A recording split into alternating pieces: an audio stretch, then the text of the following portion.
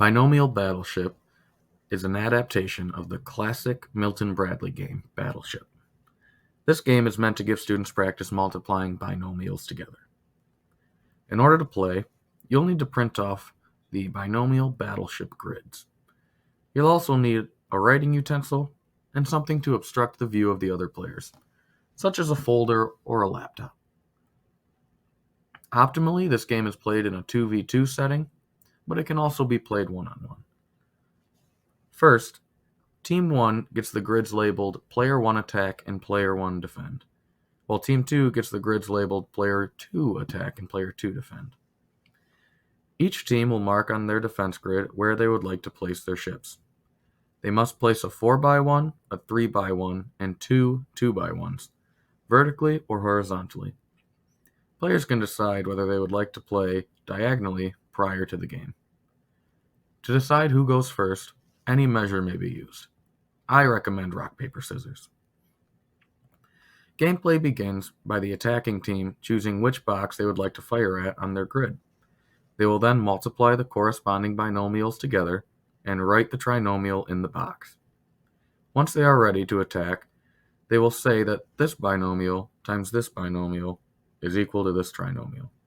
In this case, x plus 5 times x minus 7 is equal to x squared minus 2x minus 35. The defending team will then locate that trinomial on their grid and announce whether it was a miscalculation, a hit, or a miss. If it's a miscalculation, the team loses their turn.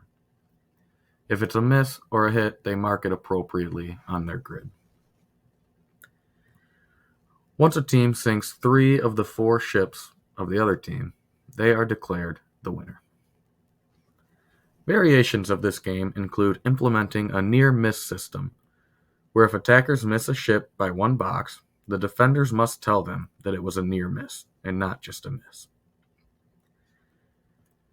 You can also include different binomials, such as including leading coefficients. Or you could even implement a timer system to keep the pace of play high and add a little bit of pressure.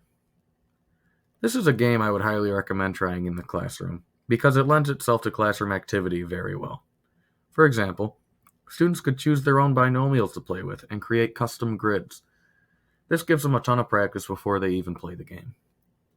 It could also lead to a discussion about common factors or factoring a trinomial. I'm sure there are many more variations and classroom connections that can be made for this game, and I hope that if you implement it into your classroom, it is engaging and useful. So thank you for watching this video tutorial.